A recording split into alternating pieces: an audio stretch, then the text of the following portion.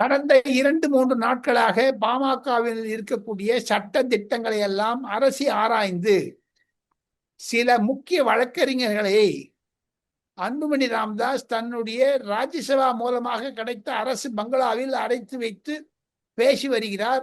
கூடிய விரைவில் எலெக்ஷன் கமிஷனுக்கு இன்றோ அல்லது நாளையோ, புதன்கிழமை ஜூலை 2, வியாழக்கிழமை ஜூலை 3 தேதிகளில் மாம்பழ சின்னத்தை எனக்கு தர வேண்டும் என்பது பற்றித்தான் பேசுகிறார்கள். இப்பொழுது மாம்பழ சின்னம் தான் முழுமையாக வந்து விட்டது. சென்டர் பாயிண்ட் அதுதாங்க.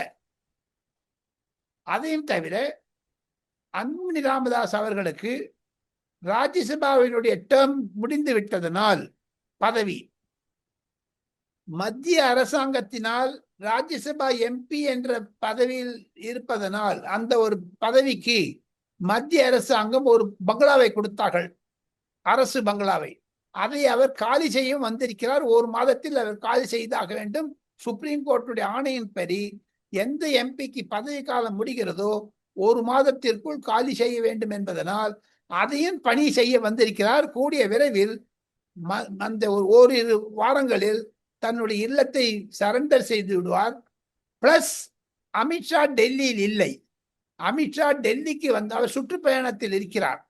அவர் வந்த பிறகு அமித்ஷாவை சந்திப்பதாகவும் அவருடைய பயண திட்டத்தில் இருக்கிறது. சிவா அன்புமணி ராமதாசும் அமித்ஷாவும் கூடிய விரைவில் சந்திக்கக்கூடும் டெல்லியில்.